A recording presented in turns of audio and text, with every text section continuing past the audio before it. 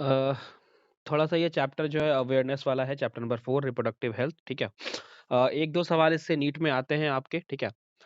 इस चैप्टर का पहला वाला पैराग्राफ ये इस बात को बताता है कि भाई साहब आखिर रिप्रोडक्टिव हेल्थ का मतलब होता क्या है, करेक्ट? डब्ल्यूएचओ ने रिप्रोडक्टिव हेल्थ का क्या डेफिनिशन दिया है, करेक्ट? और क्या करेक्ट डेफिनिशन है वो उसको हमको देखना है। जैसे उसने बोला कि जैसा कि आपने चैप्टर नंबर 3 में पढ़ा उससे ही थोड़ा-सा रेलेवेंस रखता है ये चैप्टर भी। उसने बोला द स term simply refer to healthy reproductive organ with normal function. हमने बोला रिप्रोडक्टिव हेल्थ का मतलब क्या होता है? उसने बोला दिस टर्म जो है वो सिंपली इस बात को बताता है कि आपके पास हेल्दी रिप्रोडक्टिव ऑर्गन हो और वो नॉर्मली फंक्शन करता रहे, correct? However it has a broader perspective and including emotional and social aspect. उसने बोला कि हाँ, बाकायदा इस बात को बताया भी गया कि ये सिंपल सा टर्म जो है वो normal reproductive reproductive reproductive organ के बारे में तो बता ही रहा है, साथ में उसके नॉर्मल फंक्शन को बता रहा है, लेकिन इसका जो पर्सपेक्टिव है वो काफ़ी बड़ा है। इससे बहुत सारी चीज़ें जुड़ी, इमोशनली चीज़ें जुड़ी हुई हैं, सोशली चीज़ें जुड़ी हुई हैं, करेक्ट? और डब्ल्यूएचओ ने भी कहा कि रिप्रोडक्टिव हेल्थ का सिंपल सा मतलब ये नहीं होता है कि जो ऑर्गन है आपके रिप्रोडक्टिव हैं, जो मतलब डब्ल्यूएचओ ने कहा कि जो आपके ऑर्गन्स हैं वो रिप्रोडक्टिव ऑर्गन जो है वो हेल्दी हैं, नॉर्मल फंक्शन करते हैं, इसका सिर्फ ये मतलब नहीं है। इसका मतलब होता है कि फिजिकली आप अच्छे हो, इमोशनली आप अच्छे हो, बिहेवियरली आपका अच्छा हो और सोशली उस चीज़ को टैबू ना माना जाता हो, करेक्ट? गलत ना माना जाता हो। डब्ल्यूएचओ ने कहा कि रिप्रोडक्टिव हेल्थ का मतलब होता है कि टोटल वेल-बीइंग ऑल एस्पेक्ट में सास रिप्रोडक्टिव ऑर्गन आपका अच्छा हो, फंक्शनली अच्छा काम करता हो, साथ में फिजिकली आप अच्छे हों, इमोशनली आप अच्छे हों, बिहेवियर आपका अच्छा हो और सोशली भी इस चीज़ को टैबू ना माना जाए, सोशली भी इन चीज़ों को अच्छे पर्सपेक्टिव से देखा जाए। Therefore, a society with people having physical and functioning normal reproductive organ and normal emotional and behavior interaction among them is such little aspect might be questionable कि हाँ, जो आपका सोसाइटी है वो और वो जो है रिप्रोडक्टिव ऑर्गन्स को नॉर्मली देखता हो, इमोशनली लोग तैयार हों, बिहेवियरली लोग अच्छे हैं, इंटेंशन उनका अच्छा हो, सेक्स रिलेटेड एस्पेक्ट में, तो हम मान सकते हैं कि ये जो प्योर डेफिनेशन है, कंप्लीट डेफिनेशन है रिप्रोडक्टिव हेल्थ का, करेक्ट? समझ आता है? अब एक सिग्निफिकेंस क्या है कि आपको क्यों एक रिप्रोडक्टिव हेल्थ को आपको क्यों मेंटेन करना है, उसके सिग्निफिकेंस को हमको आगे पढ़ना है। फॉर एग्ज़ाम्पल देखो अब क्या लिखा हुआ है reproductive health problem and strategies. तो हमने बोला इंडिया जो है वो पहला कंट्री है। इंडिया जो है इस दुनिया का पहला कंट्री था जिसने कहा कि नहीं हमें फैमिली प्लानिंग लाना चाहिए, करेक्ट है? तो हमने एक इनिशिएटिव स्टार्ट किया 1951 में फैमिली प्लानिंग की और पूरे ग्लोब में जब किसी ने इन चीज़ को नहीं सोचा था, हमने स्टार्ट किया था सोचना फैमिली प्लानिंग के बारे में, करेक्ट? तो 1951 में इंडिया ने सबसे पहले फैमिली प्लानिंग के बारे में सोचा, हम दो हमारे दो, करेक्ट? वो एक स्लोगन है ना, वो जो यूज़ किया गया था वहाँ पे, क्या बोलते हैं? आपने इसमें से किसने देखा है ये पंचायत किसने देखा है? पंचायत देखा है आप लोगों ने? और बड़ी अच्छी वेब सीरीज़ है, उसमें एक बड़ा अच्छा स्लोगन था, जिसके ऊपर काफ़ी विवाद भी हुआ था। उसी मतलब उसी इसमें उसी के सीरियल में उस मतलब पूरा एक एपिसोड था उसके ऊपर जो जैसा-जैसा विवाद हुआ था, उसमें एक बड़ा अच्छा स्लोगन था कि 2 बच्चे हैं मीठी खीर, उससे ज़्यादा बवासीर, करेक्ट? तो इस स्लोगन पे काफ़ी ज़्यादा व उधर माथापच्ची भी हुआ उधर उस एपिसोड में। तो वो स्लोगन वो सब चीज़ें इस बात को आपको आईना दिखाना चाह रही है कि नहीं एक छोटा परिवार जो होता है वो सुखी परिवार होता है। इन द सेंस बहुत सारी चीज़ें इसमें इन्वॉल्व हैं। फॉर एग्ज़ाम्पल एक गरीब व्यक्ति है जिसके फैमिली उसके बच्चे खुद के 6-7 हैं, तो आप ऐसा सोच सकते हो ना, आपको ऐसा लग सकता है और ये प्रैक्टिकली होता है कि कोई एक गरीब-सा व्यक्ति है, उसके अगर 6 बच्चे हैं, तो तुमको लगता है कि वो अच्छे से लालन-पालन कर पाएगा 6 का बताओ तुम? क्या वो पुअर व्यक्ति जो गरीब व्यक्ति है, क्या और गरीब नहीं हो जाएगा? किसी को ना एजुकेशन दे पाएगा, ना अच्छा हेल्थ दे पाएगा, कोई बीमार पड़ जाएगा तो उसको अच्छे से इलाज नहीं करवा पाएगा अगर बड़ी फैमिली होगी तो उसकी, करेक्ट? हाँ, कोई गरीब व्यक्ति है, इसके 1-2 बच्चे हैं, तो कई हद तक वो मेहनत कर के उन 2 बच्चों की ज़िंदगी ज़रूर सँवार सकता है, करेक्ट? सही बोल रहा हूँ क्या मैं? और एक गरीब व्यक्ति है, उसके पास थोड़ा-सा ज़मीन है, अब वो 6 बच्चों में बँट जाएगा, तो उस टुकड़े इतने टुकड़े छोटे हो जाएँगे कि अगला जो उसका बच्चा है, वो और भी गरीब हो जाएगा। तो इसलिए कहा गया कि नहीं छोटी फैमिली जो होती है अच्छी होती है क्या बोलते हैं अच्छे से लालन-पालन आप कर पाओगे, आप ज़्यादा चीज़ें डिफ़िकल्ट नहीं होंगी उनको पहुँचाना, करेक्ट? सब चीज़ आप उसको उनको प्रोवाइड कर सकोगे, भले ही कम बट प्रोवाइड कर पाओगे। एक एकदम ना की वजह से ऐसा नहीं होता कि अब जैसे फॉर एग्ज़ाम्पल है, कोई एक गरीब व्यक्ति है, जैसे मिडिल क्लास फैमिली क्या है कि वो तो चीज़ों को प्रेफ़र कर लेती है, ठीक है? उसके पास बाकायदा बजट होता है अपना घर का कि हाँ, इतने पैसे आते हैं मंथ के, इतने हम खर्च करते हैं, तो ऊपर-नीचे कभी शादी हुआ तो ऊपर-नीचे हो जाता है उसका बजट। बट एक गरीब व्यक्ति के पास ना बजट है, ना कुछ है। उस गरीब व्यक्ति के पास कुछ नहीं है, उसके पास लिटरली उसने सेब तो खाया हुआ ही नहीं होता है। मतलब सेब बाज़ार से खरीद के लाके खाने का कॉन्सेप्ट नहीं होता उनके पास। क्योंकि उन्हें लगता है कि ₹100 की सेब मैं कैसे खरीद सकता हूँ क्योंकि उसकी पूरे दिन भर की कमाई ₹100 होती है, करेक्ट? मतलब उसके घर पे दाल-चावल लाना मुश्किल है, तो सोचो वैसे में अगर 6 बच्चे हैं उसके और वो जाकर के 1 किलो बाज़ार से सेब लाता है, तुमको लगता है सब बच्चों को 1-1 पीस भी नहीं पड़ेगा, करेक्ट? वो आधा-आधा बाँट के देना पड़ेगा, लेकिन वही एक बच्चा अगर उसके पास है, वो गरीब भी है तो कहीं न कहीं वो आधा किलो सेब ला कर के अपने बच्चों को अच्छा प्रोटीन, अच्छा डाइट दे पाएगा, करेक्ट?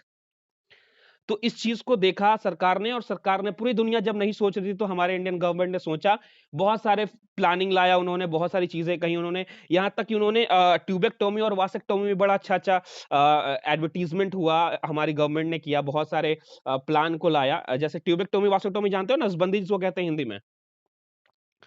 तो उसपे लाया प्लान सरकार ने बोला कि यार आपको रेडियो गिफ्ट करेंगे, आपको साइकिल गिफ्ट करेंगे अगर आप ट्यूबेक्टोमी वासेक्टोमी कराते हो क्योंकि बेसिकली वासेक्टोमी पे ज़्यादा प्रेफ़र इसलिए कहा गया क्योंकि वो ज़्यादा ईज़ी था, फीमेल्स के मुकाबले करेक्ट।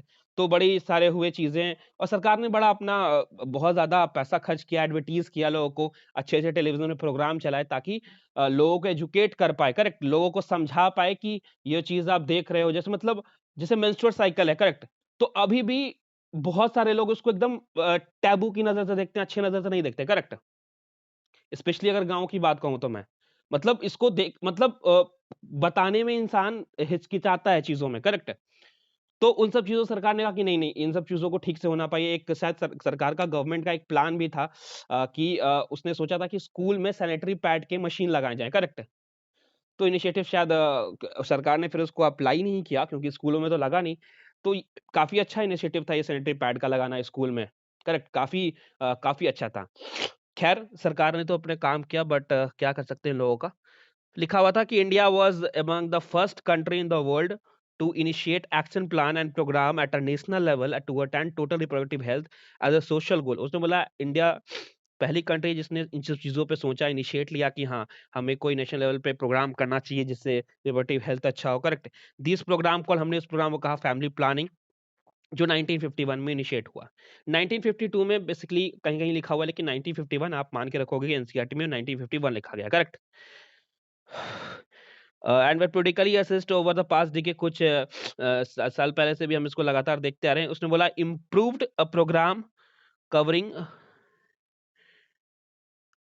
उसने बोला कि improved programme covering wider reproductive relative areas and currently in operated under the popular name उसने बोला कि इस प्रोग्राम के अंदर और भी बहुत सारी व्यवस्था की गई और सबको मिला के हम कहते हैं RCH reproductive and child health care simple सा मतलब ये था कि हमने पहले फैमिली प्लानिंग के बारे में सोचा फिर सरकार को लगा कि नहीं हमें इस चीज पे भी ध्यान देना चाहिए कि मदर अगर प्रेग्नेंट तो वो क्या खा रही है प्रेगनेंसी के बाद जब बच्चे की डिलीवरी होती है, तो फिर उसके बाद मदर को क्या दिया जा रहा है खाने के लिए, बच्चों को क्या दिया जा रहा है, करेक्ट? तो उन सब चीज़ों पे ध्यान मतलब मैटरनल केयर, ठीक है? बच्चों का चाइल्ड केयर हेल्थ कैसे-कैसे करना है, क्या नहीं करना है, सारे प्रोग्राम को लागू किया गया, करेक्ट? फिर कहा गया कि एक चीज़ और आई थी कि जैसे कि पुराने मतलब पहले के ज़माने में क्या होता था कि जो डिलीवरी होती थी बेबी की, वो घरों में ही होती थी, करेक्ट? सही बोल रहा हूँ मैं? तो सरकार ने फिर सोचा कि नहीं, ऐसे तो बड़ा मसला है क्योंकि कभी केस कॉम्प्लिकेटेड हो गया तो माँ की जान जा सकती है, इसमें बच्चे की जान जा सकती है और काफ़ी हद तक लॉसेस हुए हैं इनमें।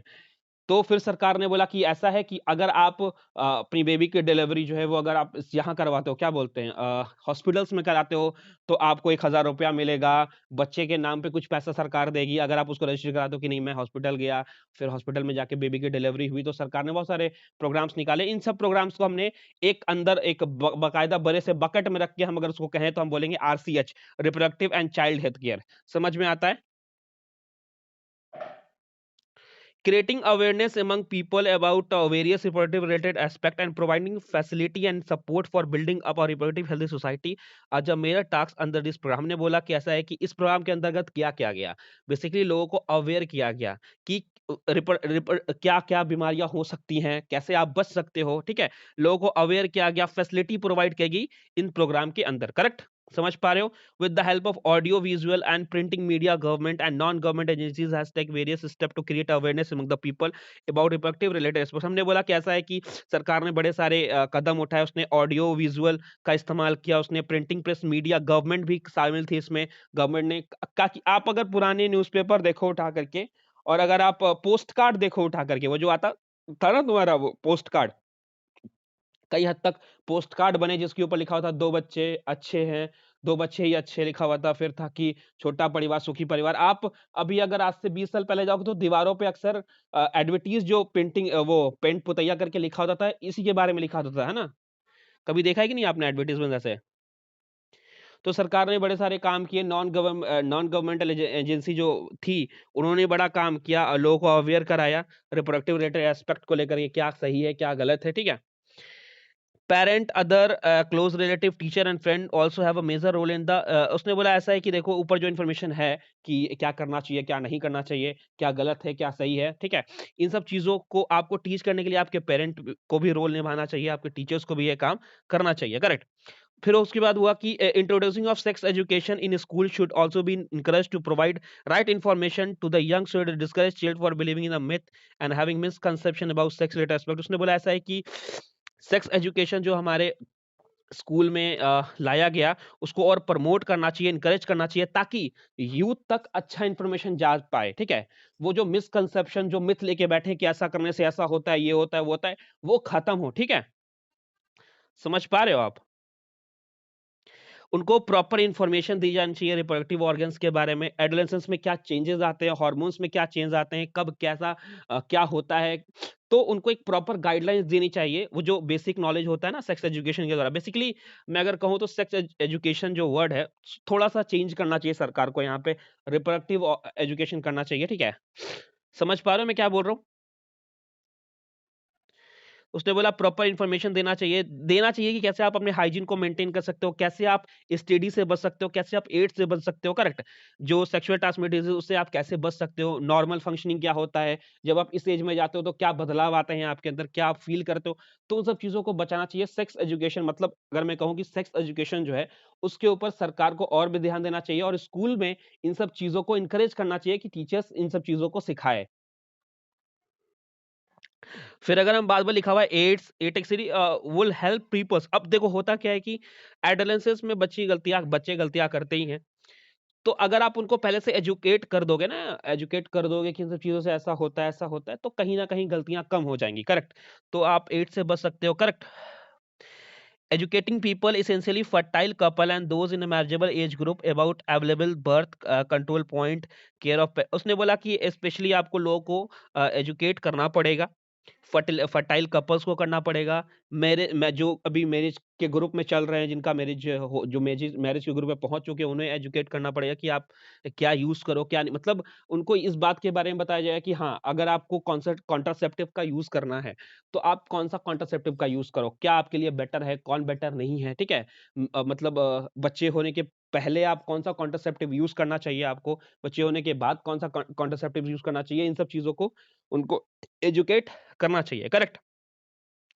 समझ आ रहा है फिर कैसे एक प्रेग्नेंट मदर की केयर हम कर सकते हैं ठीक है post natal care of the mother and child बच्चे और माँ आफ्टर प्रेगनेंसी आप कैसे उसका केयर कर सकते हो उसके बारे में लोगों को एजुकेट करना बड़ा इंपॉर्टेंट है करेक्ट साथ में ये भी बताना चाहिए कि ब्रेस्ट फीडिंग कितना इंपॉर्टेंट है बच्चे के लिए स्टार्टिंग के 6 मंथ में ब्रेस्ट फीडिंग बड़ा इंपॉर्टेंट होता है बच्चे के लिए ये आपको बताना चाहिए ठीक है equal opportunity for the male and female care और ये भी बताना चाहिए कि जो बच्चे का देखभाल है वो मदर और फादर दोनों की ज़िम्मेदारी है, सिर्फ़ मदर की ज़िम्मेदारी नहीं है, करेक्ट? समझ आ रहा है? हाँ, और उनको ये भी बताना चाहिए कि कैसे आप आपका जो छोटा परिवार है, अगर आपका परिवार का साइज़ छोटा है, ठीक है? डिज़ायरेबल साइज़ अगर छोटा है, फैमिली अगर छोटी है, तो कैसे लालन-पालन कर पाओगे आप, ठीक है? और अपने फैमिली को कैसे सँजो के रखना है, कैसे अच्छे से रखना है, इन सब चीज़ों को एजुकेट करने की बड़ी इम्पोर्टेंट है, correct? Social evil like sex abuse and sex related crimes need to be created to enable people to think and take up necessary step to prevent them thereby build up a society उसने बोला कि ऐसा है कि जो sex abuses हैं हमारे society में सेक्स रिलेटेड क्राइम्स हैं उनको कहीं हद तक हटाना पड़ेगा हमें, उस सोच को हटाना पड़ेगा, ठीक है? और ताकि एक हेल्दी सोसाइटी बन सके। अब उसके बाद देखो ध्यान से, successful implantation of various action plan to attain reproductive health require strong infrastructure facilities, professional expertise and material support। हमने बोला कि अगर सक्सेसफुल इम्प्लीमेंट करना है हमको इन सब एक्शंस प्लान का, तो हमको एक अच्छा सा इंफ्रास्ट्रक्चर चाहिए, फैकल्टीज चाहिए, प्रोफेशनल एक्सपर्ट्स चाहिए, मटेरियल सपोर्ट चाहिए हमें, ताकि हम लोगों को एजुकेट कर पाए। ठीक है, these are the essential to provide medical assist and care to people in reproductive related problem like pregnancy, delivery history। हमने बोला कि आपको वो सारे मेडिकल असिस्ट चाहिए जिससे पीपल को लोगों को बचाया जा सके। वो प्रॉब्लम जैसे प्रेगनेंसी हो गया, डिलीवरी हो गया, स्टडी हो गया, अबॉर्शन हो गया, कॉन्ट्रासेप्टिव हो गया, मेंसेस प्रॉब्लम हो गया, इनफर्टिलिटी हो गया, इसके बारे में लोग खुल के बात कर सके। करेक्ट। अब बहुत सारी प्रॉब्लम होती है लिटरली। अब इनफर्टाइल है तो कोई बोल नहीं पा रहा है। ठीक है, आप मतलब एक इंसान को खुला होना चाहिए अच्छे से। और आप मतलब कोई लड़की अगर जा रही है सैनिटरी पैड लेने के लिए, तो वो उसको ऐसे नजर से ना देखा जाए कि मतलब उसको खुद में लगे कि पता नहीं मैं क्या ये खरीद रही हूँ। करेक्ट। कोई अगर कॉन्ट्रासेप्टिव खरीदने जा रहा है मेडिकल स्टोर पे, तो उसको ऐसे उसको मतलब उसके खरीदने पे उसको जज ना किया जाए। करेक्ट। ऐसा इन सब प्रॉब्लम्स को हमें हटाना पड़ेगा। करेक्ट। समझ आ रहा है? ठीक है। फिर हमने बोला कि उसके बाद अमीनो सिंथेसिस जो होता है उसके ऊपर बैन लगा। क्यों हुआ? आप मेरी बात ध्यान से सुन। एक्चुअली होता क्या है, जब बच्चा माँ के कोख में होता है, तो उसके उसके आसपास ना, एम्ब्रियो के आसपास एक एक एक ये होती है, लेयर होती है। करेक्ट। क्या होता है? एक लेयर होती है, उसको एमिनोसेंट्रिक फ्लूइड कहते हैं। एमिनोसेंट्रिक फ्लूइड की एक लेयर होती है। फ्लूइड की एमिनोसेंट्रिक एक फ्लूइड की एक लेयर होती है। करेक्ट। वो लेयर इसलिए होती है ताकि बच्चे को शॉक एब्जॉर्बर से बचाया जाए। मान लिया जाए लेडी कहीं जा रही है, तो ऐसा उसके पेट पे कुछ ऐसा लग गया, तो उसका इफेक्ट कम से कम बच्चे तक पहुंचे। शॉक एब्जॉर्बर की तरह वो काम करती है। करेक्ट। वो एमिनोसेंट्रिक फ्लूइड जो होती है ना, वो शॉक एब्जॉर्बर का काम करती है और फीटस के चारों तरफ प्रेजेंट होता है। समझ में आ रहा है क्या? ये इंपॉर्टेंट थोड़ा समझना। जैसे फीटस है ना यहाँ पे, अब जैसे फॉर एग्जांपल देखो, मान लिया ये गद्दा लगा दिया मैंने, ये गद्दा लगा दिया, एक यहाँ पे एक मैंने गद्दा लगा दिया, और यहाँ पे मैं खड़ा हो गया। ठीक है। अब तुम आए और तुमने एक लात खींच के इसके ऊपर मारा, तो जितनी जितनी इंटेंसिटी से तुमने लात गद्दे पे मारा है, क्या उसी इंटेंसिटी से मुझे चोट लगेगी? नहीं। वो क्या बोलते हैं, वो ट्रैवल करते-करते मेरे तक काफ़ी हद कम तक काफ़ी कम उसकी इंटेंसिटी पहुँचेगी और काफ़ी कम मुझे चोट लगेगा। करेक्ट? लेकिन वही गद्दा मैं हटा दूँ, डायरेक्ट लात तुम मुझे मार दो, तो पता हो सकता है कि मेरी सारी पसलियाँ टूट जाएँ। करेक्ट? तो इसी से क्या होता है ना कि फीटस के आसपास अमीनोसेंट्रिक फ्लूइड प्रेजेंट होता है, ताकि वो शॉक एब्जॉर्बर की तरह काम करता है। करेक्ट? वो किसकी तरह काम करता है? शॉक एब्जॉर्बर के मतलब एक लेडी है, फॉर एग्जाम्पल गलती से क्या हो गया, किसी से लग गया इधर चोट, तो बच्चे को कम से कम, अंदर जो बच्चा पल रहा है उसको कम से कम हानि पहुंचे, कम से कम उसको चोट लगे, इसके लिए शॉक एब्जॉर्बर की तरह अमीनोसेंट्रिक फ्लूइड प्रेजेंट होता है। करेक्ट। अब इस अमीनोसेंट्रिक फ्लूइड में ना क्रोमोसोम्स पाए जाते हैं। क्या पाया जाता है उस फ्लूइड में ना? कुछ फ्लूइड होता है, तो उसमें कुछ क्रोमोसोम पाए जाते हैं। ठीक है। अब साइंटिस्ट ने एक तरीका ढूंढा, जैसे कि आपने डाउन सिंड्रोम सुना है, टर्नर सिंड्रोम सुना है, आपने क्लाइनफिल्टर सिंड्रोम सुना है। ये सारे सिंड्रोम्स क्या थे? क्या ये क्रोमोसोम से रिलेटेड डिजीज थी? बताओ। तो साइंटिस्ट ने ढूंढा था तरीका कि हम अमीनो सेंट्रिक फ्लूइड को अगर बाहर निकाले, उसका एनालिसिस करें, तो हमको पता चल जाता था कि बच्चा में क्रोमोसोम के लेवल पे कोई डिफेक्ट है कि नहीं है। करेक्ट? समझ में आ रहा है? लेकिन लोगों ने कैसे इसको यूज किया? लोगों ने निकाला फ्लूइड को और उसमें पता लगाया कि एक्स एक्स है या एक्स वाई है, मतलब बेबी बॉय है या बेबी गर्ल है। समझ में आ रहा है क्या? तो फिर कई हद तक इसको रोका गया, सरकार ने फुल्ली बैन कर दिया एकदम से, कि नहीं, सोनोग्राफी को काफी बैन किया हुआ एकदम। सोनोग्राफी करवाना है तो उसकी लंबा लंबा लंबा चौड़ा फॉर्म भरना पड़ता है, क्यों करा रहे हैं, क्या करवा रहे हैं, डॉक्टर बकायदा लिखता है, सारा रिपोर्ट वगैरह सरकार के पास जाता है कि आपने क्या इन्फॉर्मेशन दिया है, क्या इन्फॉर्मेशन दिया है पेरेंट को। आपने ये तो नहीं बताया कि बेबी है या बॉय है या गर्ल है। समझ आ रहा है क्या? तो इसको यूज किया, तो आप याद रखना अमीनो सेंट्रिक क्यों यूज किया, इसको बैन क्यों किया? क्योंकि इससे लोग मैटर चेक, याद है तुम अभी हॉस्पिटल जाते हो तो तुमने देखा है ना, वो बाकायदा लिखा होता है कि यहाँ पे प्री नैटरनल चेक नहीं होता। करेक्ट? सही बोल रहा हूँ क्या? Sex determination is ban prohibited, देखा है आपने? तो ये इल्लीगल है, करेक्ट? क्योंकि लोगों ने फीमेल फीटस को मारना स्टार्ट कर दिया। उन्हें पता चला कि अच्छा बेबी गर्ल है, तो मार दो। क्यों मारो? क्योंकि उनके दिमाग में मानसिकता थी कि अगर ये हुई तो फिर इसका खर्च, फिर उसके बाद इसकी शादी करेंगे, उसके मैरिज में दहेज देना पड़ेगा इतना, करेक्ट? मेरा मानना ये है कि आप दहेज क्यों दे रहे हो? आप उसी पैसों को अगर उसकी एजुकेशन में खर्च करोगे तो शायद दहेज देना नहीं पड़ेगा, करेक्ट? तो ये सारी बातें हैं। क्या? A ban on amnesics for the sex determination to legally check increase female feticide, female feticide मतलब फीमेल को मारा गया, बच्चे को मारा गया, मैसिव चाइल्ड में मारा गया। कहाँ पे? हाँ, मैसिव चाइल्ड इम्यूनाइजेशन। फिर उसके बाद कुछ प्रोग्राम ऐसे थे जिसमें बच्चों को इम्यून सिस्टम प्रोवाइड किया गया, अच्छे से वैक्सीन लगाया गया जैसे ही बच्चा पैदा होता है।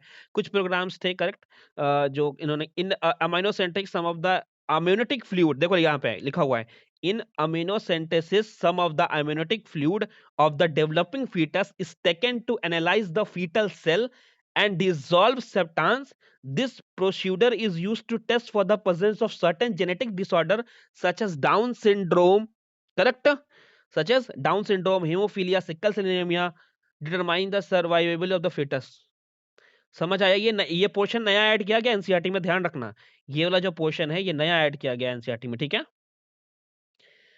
तो हमने बोला कि हम तो इस एमनियोसेंटेसिस इसलिए करते थे कि जो चेक कर सके फीटस को कोई जेनेटिक डिसऑर्डर तो नहीं है क्रोमोसोम के लेवल पे, बट यहाँ पे तो कहानी दूसरी होगी, correct? Research on various reproductive related areas are encouraged and supported by government and non-government agencies to find out new method. हमने बोला ऐसा है कि बहुत सारा रिसर्च चल भी रहा है अभी कि रिप्रोडक्टिव रिलेटेड एरियाज में कैसे अच्छे से काम किया जाए, कैसे लोगों को एजुकेट किया गया, और गवर्नमेंट और नॉन गवर्नमेंट एजेंसियाज ने तो बड़े अच्छे से काम किया गया है, करेक्ट? जैसे अब सहेली एक ओरल कॉन्ट्रासेप्टिव है जो कि बड़ा फेमस है, करेक्ट? सही बोल रहा हूँ क्या? जिसको सीडीआरआई ने डेवलप किया था, सेंट्रल ड्रग्स रिसर्च इंस्टीट्यूट इन लखनऊ, सेंट्रल ड्रग इंस्टीट्यूट ने किया था इसको डेवलप, करेक्ट? डेवलप लिखा होगा यहाँ पे, देखो यहाँ पे अमीनोसेंटेसिस से देख रहे हो, यहाँ पे इसको अमीनोसेंटेटिक फ्लूइड निकालते हैं, फिर इसका सोनोग्राफी करते हैं, फिर पता चल जाता है कि ये बेबी बॉय है या baby girl, correct? Being scientist at CS, तो ये बड़ा इंपॉर्टेंट है, सीडीआरआई लखनऊ, ठीक है? Better advancement about sex related matter, increase number of, अब देखो क्या हुआ कि जब जैसे-जैसे अवेयरनेस हुआ सेक्स रिलेटेड मैटर्स में, करेक्ट है? तो मेडिकली असिस्ट डिलीवरी, मतलब जो बच्चे का जन्म घर पे नहीं, कहाँ? हॉस्पिटल में जाके होना इम्पोर्टेंट हो गया, मतलब बढ़ गया, इंक्रीज हो गया। लोग हॉस्पिटल में ज़्यादा डिलीवरी कराने की सोचने लगे और वहां जाके करवाने लगे, जैसे अवेयरनेस हुआ सेक्स रिलेटेड मैटर्स पे। तो फिर पोस्ट नैटरनल केयर, ठीक है, वो बढ़ा कि बच्चे की अच्छी से देखभाल की जाए, ठीक है? साथ में मैटरनल और इन्फेंट मोर्टेलिटी रेट, मतलब डिलीवरी के दौरान मदर की मौत और डिलीवरी के दौरान बच्चे की मौत, वो काफ़ी हद तक घट गया, ठीक है? क्योंकि लोग अवेयर हो गए, क्या करना है, क्या नहीं करना है, इस चीज़ों को लोगों को काफ़ी अच्छे से बताया गया। समझ में आ रहा हो क्या? और कहीं न कहीं इन सब चीज़ों में क्या हुआ ना कि जैसे कि ये जो तुम्हारा मैटरनल मोर्टेलिटी रेट है, इन्फेंट मोर्टेलिटी रेट है, एमएमआर हो गया तुम्हारा, एमआईआर हो गया तुम्हारा, ये घटा ना, तो क्या हुआ कि पॉपुलेशन इंक्रीज कर गया। समझ में आ रहा है क्या मेरा बात? क्योंकि देखो अब क्या हुआ, पहले अवेयरनेस अवेयरनेस उतनी नहीं थी, तो मदर क्या होता था कि डिलीवरी के दौरान माँ की मौत हो गई, बच्चे भी मर गए, करेक्ट? जब ये सब रुक गया और काफ़ी मतलब ये हमारी अचीवमेंट थी, ये कोई गलत नहीं था, ये अचीवमेंट था कि हमने maternal maternal maternal mortality rate और इन्फेंट मोर्टेलिटी को घटाया। काफ़ी हमारी बड़ी अचीवमेंट थी। हाँ, उसका उसका परिणाम स्वरूप ये हुआ कि पॉपुलेशन बढ़ गया, तो ये कोई गलत नहीं हुआ, करेक्ट? सही बोल रहा हूँ क्या मैं? अब पॉपुलेशन बढ़ा कैसे? जैसे कि मदर थी, वो ज़िंदा बची, उसके जो बच्चा हुआ वो ज़िंदा बचा, फिर उसके बाद मदर को सेकंड प्रेगनेंसी हुई, थर्ड प्रेगनेंसी, तो उससे पॉपुलेशन थोड़ा हमारा बढ़ गया। बट ये अचीवमेंट थी कि हमने काफ़ी हद तक मैटरनल मोर्टेलिटी रेट और इन्फेंट मोर्टेलिटी रेट में गिरावट पाया, करेक्ट? हमने काफ़ी हद तक बचाया।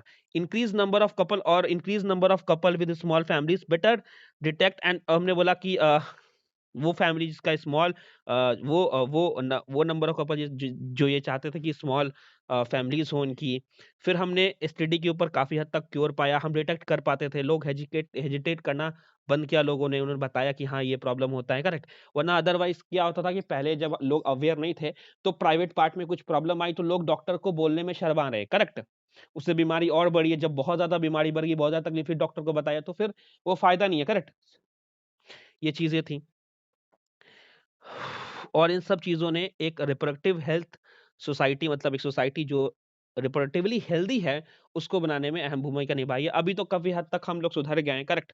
वरना अदर इससे पहले अगर आप 50-60 साल पहले जाओ तो काफ़ी हद तक कहानी कुछ और थी। समझ में आता है यहाँ तक?